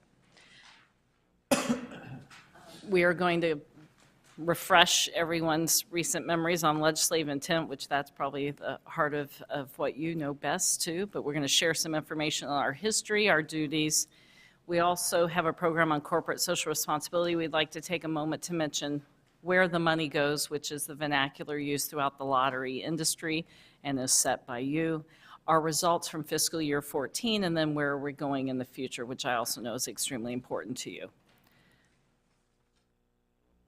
Under legislative intent, as you know, we're charged with establishing the best product portfolio of lottery games for Indiana and enabling our Hoosiers to benefit from that significant additional money by maximizing the revenues. In addition, the director shall operate the lottery to maximize those revenues. For our history, we're a 25-year-old agency. That was through a referendum vote in 1988. We started with the Hoosier Millionaire scratch-off ticket. You may recall that that was our first ticket that led to the television show. We brought that back leading into this year as we go full circle. And so we had 6 regional shows throughout the state of Indiana, ending at the Indiana State Fair. We brought back the original host, Barb, Mark, and Tony. And we had a wonderful time going around and visiting Hoosiers and watching them. They love a good game show. And so we went around the state, and at the state fair, had our finale, and then awarded our 192nd millionaire through the Hoosier Millionaire Show and scratch-off ticket. We now are at we have just finished and wrapped up the first full year with G-Tech Indiana as part of the sourcing arrangement. We're going to touch on that further in the program. And we've also worked hard to transform the brand and have award-winning marketing campaigns to help with our multi-channel advertising and ensure that we remain relevant, quite honestly, to adult Hoosiers. Our basic games are lottery and draw, and we now have a mobile convenience app. Again, just talking about our 25-year history. A lot of people were going to the web to find that content, or they open their daily newspaper and look for those winning numbers. Now they have the convenience of doing that on their mobile app. It also tells them how to play, what the odds are, prize structures, and rules associated to those games.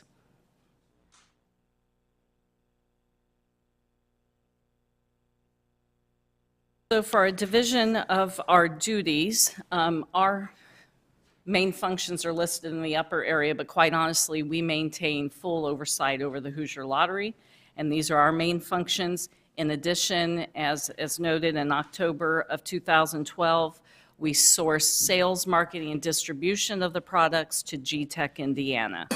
We are co-located which assist well with communication and teamwork. And obviously, if anything needs on-the-spot decision-making, we're right there and working alongside each other.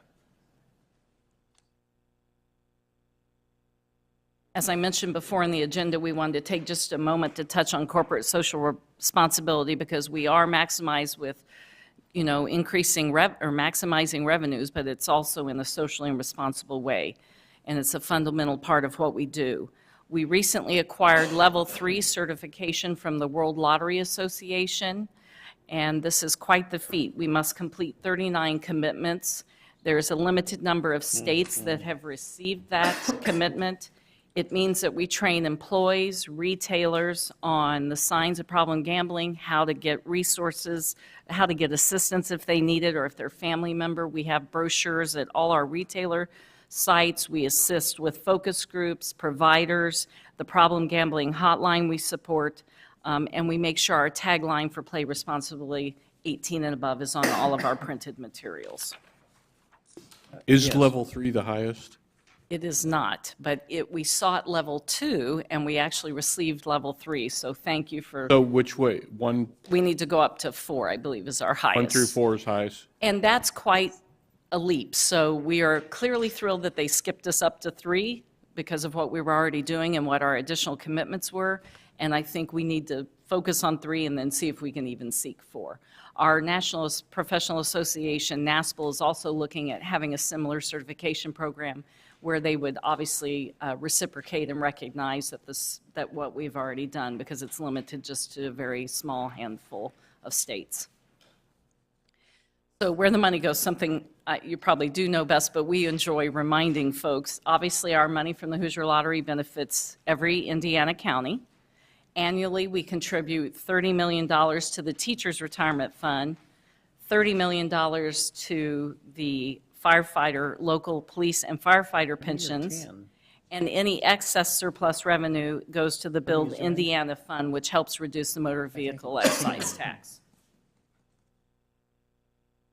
This shows you since inception in grand numbers through fiscal year 13, where we are and how much has been contributed to those good causes, just over $4 billion. And also we have monies that go to our retailers for commissions and incentives, and we also have the money that goes to our prize winners, but we wanted to focus here on those good causes and how those get distributed. In addition, in your packet, you will find a card. Those of you from the House and Senate, you will find your districts listed in there by county. If for some reason we've missed a county for you, we'd be happy to get that added. For the rest, we've added just Marion County so that you have a snapshot of where those monies go. So over to the far right, you can see a distribution by county by each of those categories. And our state breakout on the left side in the pie chart. And these are handy. I think some of you have maybe even received earlier versions in the past, or if we're out visiting a local community and we're with an elected official, or perhaps a member of the Indiana General Assembly or others. It's just an important thing as we're speaking to Rotary clubs, et cetera. That's just available for us because it's always fun to ask, where do you think the money goes, get their answers, and then be able to share that story with them as part of our campaign.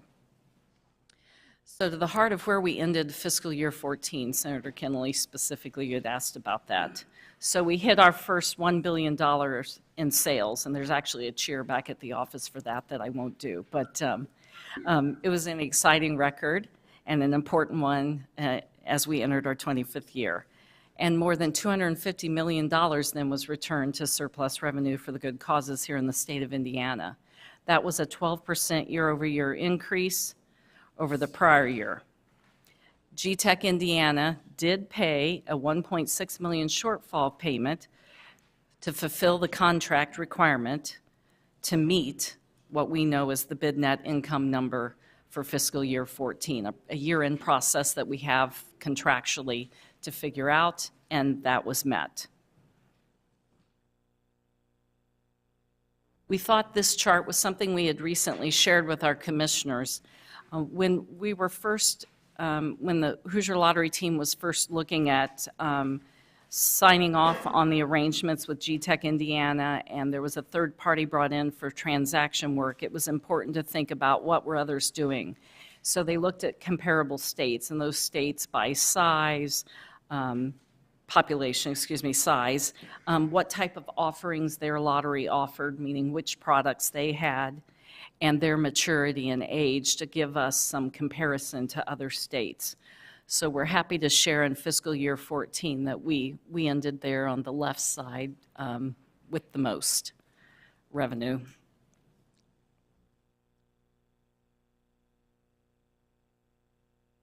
This is a form, I'm sure it's a little bit better seen in front of you, that is provided in our annual business plan that we receive from GTech Indiana, and then the commission adopts it. So they're required to give us that 5-year forecast, if you will. And so this is from our current fiscal year business plan, known as fiscal year annual business plan, or fiscal 15 annual business plan. Currently, in this current year, we're 4 months in, if you will, for real data, and 8 months on a forecast. In October, GTech Indiana did forecast that they anticipate a $16 million shortfall. That still projects, even with that known, it's still an 18% increase in revenue from our prior year, accounts for more sales than ever, so still way overachieving the $1 billion, and our surplus revenue would go up more than 46 million, or about 46 to 47 million dollars. So it would definitely be an 18% increase in over the prior year for surplus revenue. If they come up with shortfalls there, does GTech have an out point where they can decide to give up on this, or? They do, yes, sir. So the contract is written that if parties want to get out of the arrangement, there's a plan for that. But there is a formula in it that does specify that beyond a certain percentage, 2 years in a row missing a mark by 10% allows us to disentangle if this Hoosier Lottery chooses. So they didn't miss it by 10% this last time, so there's no option on your side. What about on their side? They always have the option to give us a year's notice. Okay, so they have a 1-year notice option on at any time. We too have the ability to get out at any time. However, there's financial associated to that. Right. The other formula we described, or 3 out of 5 years if we choose to execute that and then disentangle the plan. Okay. The next slide is a visual. Just first of all, I should say the blue lets you know that if the Hoosier Lottery had a 5% year-over-year growth, what that trend would look like. That was not historically what the Hoosier Lottery was doing. Right. The red up at the top lets you know what the commitment is from them. There is a provision that if they make more than that, there's actually an incentive for them. Right. In addition to the shortfall concept that we've discussed. So the green will show you where the 5% shortfall mark is, just to give you a visual. So when you think about the blue and you read that from left to right, and then you even look with the shortfall payment and look at the green, that gives you a feel for that upward trend and what a huge gap there really is between what we anticipated being able to do on our own with the 5% year-over-year growth and what the number is contractually, or if they miss that number and owe a shortfall, how we can still Sarah, do you contribute. know, I'm not much of a lottery player, so I haven't really noticed a big difference in my perception of how much advertising they're doing, and I don't feel like I'm being pushed harder today to buy a ticket than I was 3 or 4 years ago. But obviously, they know how to market this, so they're doing better, and I don't know if it's because they're putting in more outlets or things like that, but is it coming because they're attracting more players, Or is it coming because they're increasing the amount that they get from the same players, or do they divulge that information to you? Do, and it's really a combination of things. So we're trying to grow in a socially responsible way. So there is the idea that changing our brand, transforming us, looking at the products that we offer. Do we have the right mix of draw games? Are we turning enough scratch ticket games to keep the interest? Are we bringing in new players, and what do those new players look like, and what do they enjoy? What do core players do? Because we didn't want to build it all on the backs of core players. We definitely wanted to make sure we were relevant to Hoosiers that wanted this form of entertainment, and so that includes also understanding what the new players want and making sure that we bring new people to the table. And there is a balance between how much you spend on advertising, spending it in the right niche way, Right. so social media, digital marketing, actually having games that you put a campaign around. For example, I'll name a most recent award-winning one was actually The Walking Dead, which is a scratch-off ticket that's named after the show, and the marketing campaign was actually used by 9 other lotteries because it was so popular, and it won the National Showplace Award.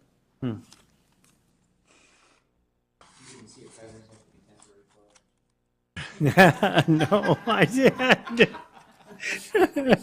I didn't. This one. That's good. And with that, we'd be happy to answer additional questions or share Questions? information. Yeah. Yes, John. This card is great. This is really a nice, especially with the, I mean, obviously, I got a St. Joe County one. I assume that's by design.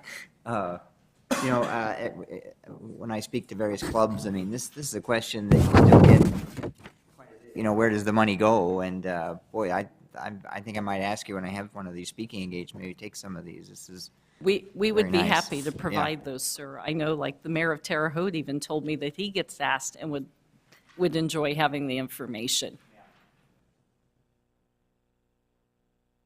Okay, thank you very much for coming over and your presentation.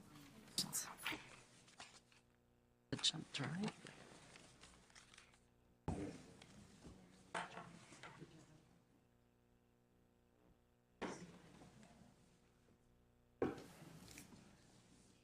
When Glenn Howard was a state senator, I don't know if you know. He used to get up.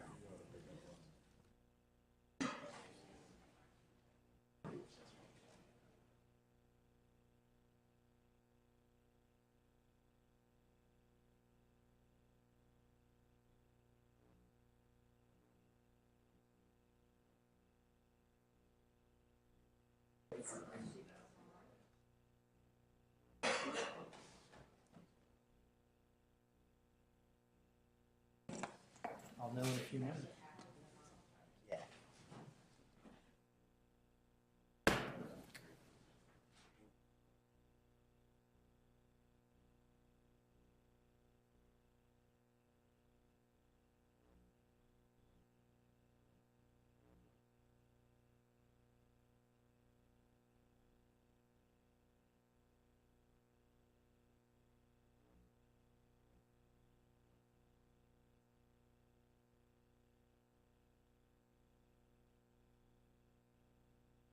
Good, thanks. I know you've had a long day. I'll try to be painless as possible.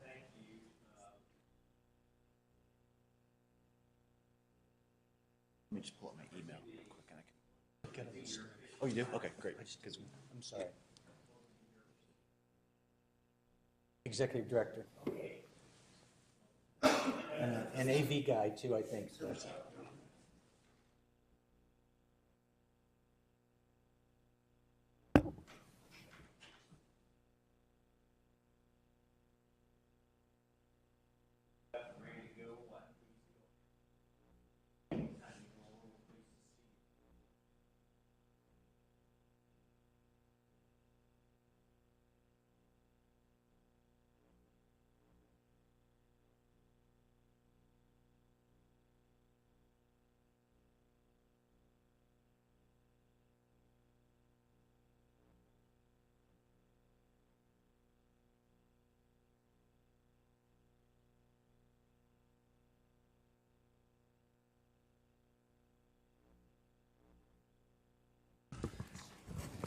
Is your blue light on your microphone?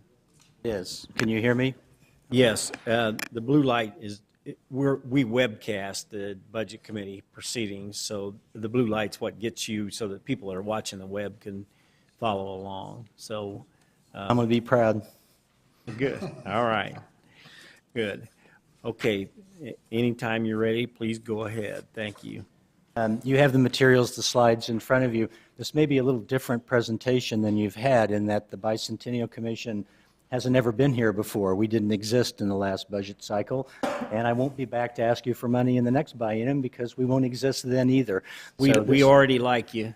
I'll take that to the bank. So this is a one shot. It'll be the Tricentennial Commission. Yeah, and I won't be here. For that either, I promise you as well.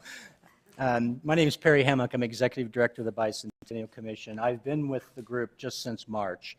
The Bicentennial Commission was established, make sure I do this right, I've learned this computer, in December of 2011, so we were not part of the last budget cycle. We have 16 individuals who serve on the Bicentennial Commission. They represent, I think, some of the best of the private and public sectors as well as our state government. They're a very active group. They meet every 6 weeks. They have now for 2.5 years.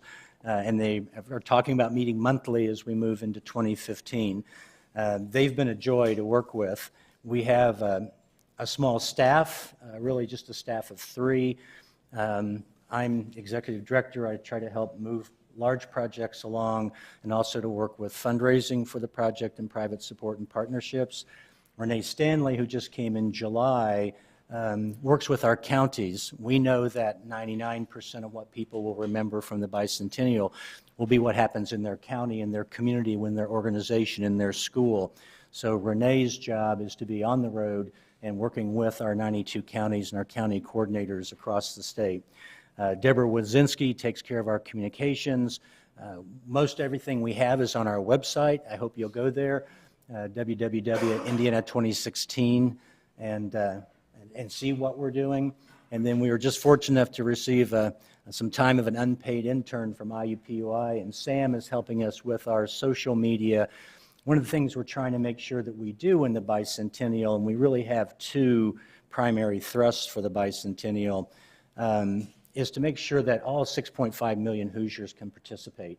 And we really want to make sure that those, especially those high school, college kids, the 30 under 30, who will be here for the 250th anniversary and whose children will be here for the tercentennial, get a feeling for what we do in the Bicentennial.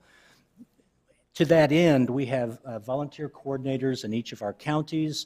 Of the 92 right now, we have 90. There's always a little bit of flex here and there. And they are wonderful individuals. They range from, we have chamber people, we have county commissioners, we have county historians, we have business leaders, we have retirees. They give their time to figure out what's going to happen at their county level. Most of our counties are creating groups, committees, 10 to 30 people. There are a number of projects. I know you heard this morning about the Bicentennial Torch Relay. That's a big project, and that will be heavily volunteer-driven. So as we're asking our county coordinators to be helpful to us, we ask them to help spread that load. So many of them are having a torch committee, a committee for celebrations, and a committee for legacy, for projects they wish to leave behind. We feel this is grassroots, as I mentioned, so we're trying to figure out how everyone can participate. Not only to celebrate, because we think that's important, but also to leave a legacy. How will people remember the activities of the Bicentennial? What will we leave behind? Some of those may be bricks and mortar, some of those may be pageants, some of those may be activities, books and things to commemorate that 100 years of change and leave that legacy for the next 100 years. Hi. Hey, good to see you. Mr. Chairman. Senator Merritt, we see you're a commission member. We thank you for your efforts there, and we're glad to have you with us this afternoon to receive this report. Good. What we ask the counties and local folks to do are what we call Bicentennial Legacy Projects. You can see our official stamp of approval there. We ask them to come up with projects that are open, that are available, that are publicly based, that don't ask for funding because until now we have no funding to share, that they're tied to one of the themes of the Bicentennial, which I'll mention in a second. And we've seen a great support. To date, we have 113 endorsed legacy projects in 38 counties. Our goal is to have 200, and we have another 30 counties that are in process. And I think we'll probably blow that out of the water. But again, that's our way of tracking what's happening to make sure that every Hoosier will have the opportunity to participate. Well, that's great. That's a great effort. And if you have this early of a start on with that many, that's going, I mean, there tends to be a competitive edge to this. And so I think that's a pretty good approach to this. I think so as well. And the traveling around the state, you know, and we've learned, you can send as many emails as you want and leave a lot of phone messages. But if you sit down with someone and shake their hand, as Renee has been doing, yesterday I was in Madison with a group of 8 counties. The coordinators came together to talk. The day before, we had 6 different counties who were with us last Friday in Vincennes. And this morning I was in Corydon meeting with a group down there. So as you talk to people, we can share other ideas, what's going on across the state. Great. And our website has been very helpful there. We list all of these projects, and we're working on a project now to make them more easily sortable. They're wonderful. I won't, but I could talk for the half an hour. In North Manchester, they coined the bicentennial, and they're buying concrete bison, and every school will decorate one. And the civic clubs, one's buying the bison, one is treating them and putting them out. They're going to have 19 bison in trucks on a certain day, all distributed out across town. And their projects large, their projects small. And I think, again, we do have a good start. I'll be disappointed if we just have 200 projects because, again, I think that's our big legacy. And your legacy back to your constituents will be how they remember the bicentennial. Our themes for the bicentennial are just 4: historical celebration, making sure that we honor the past. Youth and education has been the biggest one so far. Of the 113 projects, I believe 58 of them are in youth and education, which makes sense, as it should be. Our youth are our biggest legacy, and this is a wonderful way to support that. Community involvement, we hope that everybody is branding their Persimmon Festival and Possum Trot Festival, not just branding, but also doing something special for 2016. How do we make it something a little bit extra special during that year? And then nature and conservation. The projects, our commission in April, just after I came, approved 9 signature projects, and these are those. The ones with parentheses after them are the budgets that you will see those dollars actually in for the next budget request. I'm presenting all those today because they are signature projects of the bicentennial that we hope that you will support. The Bicentennial Nature Trust is a project of the Department of Natural Resources. It's been very, very successful. I'll touch on each of these in a moment. Bicentennial Plaza are 3 really capital projects. Bicentennial Plaza, the State House Education Center, and something with the archives will all be in the IDOA budget that you'll hear after Thanksgiving. The torch relay you heard about this morning, the Office of Tourism Development under the Lieutenant Governor's report. And then the projects that we have specifically in our budget include the commemorations through a bicentennial commemorative book of some kind, a coin, which for the numismatic group, an art project, which we have delineated, and then our events. The largest part of our budget presentation to you today in our budget is to do events to celebrate the bicentennial. To highlight just those projects I mentioned, the Bicentennial Nature Trust is already well along, and Mark Becker is here from DNR, who spearheads this project and does a great job. It was implemented in 2012 with $30 million. The state brought $20 million in, and Lilly Endowment brought a $10 million supporting gift. The goal is to have new public land added. In 1916, you'll remember the legacy of the centennial to the state of Indiana was the state park system. So in keeping with that honoring of history, this is an opportunity to bring more land into public space, but not necessarily at state parks. To date, they have 49 different counties. They've approved over 100 projects. 50 have closed. 5,000 acres have been brought into the public domain. We're not asking for any dollars there. This is a report on one of our big successes so far, and it has been a wonderful project. We do require local match on those projects, so up to $300,000. Right now, the match is running about $1.37 per dollar of state funds.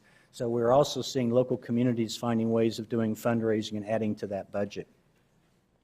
Our budget request that's ongoing is $600,000, basically. That's kind of the lights-on budget. That covers the staff people I mentioned and some of our basic support and offices. Our new dollar request is $32.8 million. The projects under IBC's budget total $1.7 million. That includes those things I mentioned, the coin, the book, our celebrations, which is the biggest part of that budget. Some additional marketing. 2016 will be the year of the bicentennial at the State Fair, so there's some marketing activities associated with that. And then statewide support that we can also help back with the regions and the counties as they're working kind of as an infrastructure, if you will, for them. The projects that are in other agency budgets, the Torch Relay, Bicentennial Plaza, Education Center, and the Archives, total $31.1 million. Again, they're not in my presentation, but they are. This is the sum and total of approved bicentennial projects that we're bringing for your support during the budget hearings the next few weeks. We have also have a fundraising and income budget on our income side of $5 million. That includes sales for things like the coin and the book. That includes ticket sales for some of the celebrations, and also includes what we hope will be an outpouring of private support and partnership for the projects that we can help make sure that we can return some of the funds from which we're asking back into the general fund, knowing that those dollars will come from other areas that also need support. So we have that as part of our mission as well. You might be asking how we're going to celebrate. We have 3 celebrations planned. The Torch Relay, as you heard this morning, will finish on October 15th of 2016. That's a Saturday. We'll finish on the west side of the State House in what we hope will be Bicentennial Plaza. We hope this will be our open family day, a history celebration day. This would be free. We see Indiana entertainment. We hope to have a number of interpreters or reenactors who represent different periods of history as the torch finishes its 1,800-mile route through Indiana. This will be our open fun day. We've already put in for beautiful weather, a crisp fall day, no rain, so hopefully that will be our goal for that day. Bicentennial, the gala and homecoming will be at the end of our celebration. We will kick off the bicentennial year, December 11th of 2015, and we will celebrate the bicentennial for that year and finish on December 10th, 11th of 2016 on the actual 200th anniversary. Statehood Day in 2016 is on a Sunday, so we propose that our gala, our kind of leave the kids home, if you will, event would be on Saturday night the 10th. We have reserved the newly renovated Indiana State Fairgrounds Coliseum for this event to showcase some of the best that we have in Indiana. We should be able to have 1,500 to 1,700 people there for that event. We hope to broadcast it across the state. We hope that celebrations that are happening locally will broadcast in across the state, and we can show all the Hoosiers how we are all celebrating our history. And then on December 11th, bless you, on December 11th, which will actually be Statehood Day, we will have at the same location, so we can leave the setup and save substantially on setup expenses, a service of thanksgiving and inspiration where we can all join together as Hoosiers, be thankful for the gifts we've received, and look forward to another 100 years of progress and growth. That also will be free. The gala on the 10th will probably be our only ticketed item. So our budget request there is about $1 million. We hope to offset that with tickets and with sponsorships, but what we're doing is bringing to you what we think the budget is to put these projects on, so that if something happens and we fail for some reason in bringing the money in, there will still be a celebration of which you will be proud and which we can all be happy for. Representative Klinker, do you have a question? Yes, I did. Thank you. Mr. Chairman, I didn't hear you say where your family fun day was going to be. It's going to be on the west side of the State House. We'll probably take the whole At the State State House House. campus and maybe even trickle over West Street, because then we have Military Park and the Museum Plaza. So as we're working right now, just kind of in the infancy of the planning of these, but the goal would be there. The project that you will see coming in IDOA for Bicentennial Plaza would be actually immediately to the west in that area, which is now has the caissons and the chains, that area. It's interesting, just a couple of weeks ago, I found a book called Suggestives for the Bicentennial from 1912. And one of the pictures in there was for Centennial Plaza. And if you'd like to see it, I'll be happy to send it to you or put it up on our website tomorrow. But if you looked at that, it looks exactly like Orr Plaza has 4 buildings instead of 2 buildings for the Government Center and goes across West Street. But it's amazing how similar Centennial Plaza is to what has been thought of for Bicentennial Plaza, although the two really didn't cross in the planning process. So that's where that would be. What we're calling kind of the collateral projects, the back of the house functions, the book, the coin, the arts project are about $300,000, and our statewide support, the increased in marketing, the website presence, getting the word out to all Hoosiers, bless you, is about $360,000. The capital projects, which will be, I'm sorry, there's Centennial Plaza. I forgot I put it in there. And it's a little bit small, but if you can look at that, seeing the State House on the right-hand side, and where the 4 buildings are would be where the 2 government centers are, or Plaza down the middle, and then leading back to where the water would be where we have the Idle Jorgen State Museum. It's remarkably similar to what we were thinking of for the Bicentennial Plaza. So that will be in the IDOA budget request as it's coming forward. I know you'll have a lot of questions about those projects, but I wanted you to know what was coming your way for the Bicentennial. The torch relay, I know you've heard about that this morning, was in the Lieutenant Governor's budget this morning, and the Tourism Development Office is running that. That's an exciting project. We have Purdue University is designing the torch. I don't know if they mentioned that this morning, but we've asked them to make sure that the torch can go 150 miles an hour in an IndyCar, be around a lot of farm equipment, and be nice if it could go underwater, because we're asking all the counties to convey that torch in a unique way in their county. So we already have flat-bottom boats and Humvees and canal boats and race cars and tractors and bicycles planned to convey the torch. And we see this as 6 weeks for us. It's important, I think, to tourism development for us in the Bicentennial Commission. This is the project all 6.5 million people can be part of. So that's my presentation, short and sweet. I'd be happy to entertain any questions you might have about the Bicentennial. Any questions? No questions. Catching us at the end of the day. I'm afraid we're a little bit burned out. Senator Merritt, do you have anything to add to the presentation today? Thank you, Mr. Chairman. We have been working on this project, I think Perry joined us this year, but this project has been going on for several years now, and it's gone by very quickly. When Chris Jensen gave us a great start, and Perry has jumped right in and joined the brigade, and I really think this plan is very good. The archives building is somewhat of a blur right now, and something that you probably all are curious about. And I'm on the the Friends of the Indiana State Archives Foundation board, and it's a great organization. And as you're probably aware, our archives are out on 30th and Shadeland, and in a building that could be blown over by a hurricane or tornado, and our Indiana Treasure House of Records could be over in Ohio. So at some point, someday we need to find a solution to the management of our records. Anyway, thank you very much for listening to this. Perry's done a really good job of enlightening everyone. We were in Vincennes the other day. We're going to be at the Harrison home in January. We've been out and around the state a little bit, and I think we intend to do more of that because we're trying to share it with everyone. Thank you, Mr. Chairman. Sounds like your county by county projects are really going really well. That's a good element to this thing. Any further questions? Is there any other business that anybody wishes to talk about today? I think we're due to get back together 2 weeks from yesterday. December 3rd. December the 3rd. So hope everybody enjoys their holiday next week, and we'll come back and dig in December. Thank you all. We stand adjourned.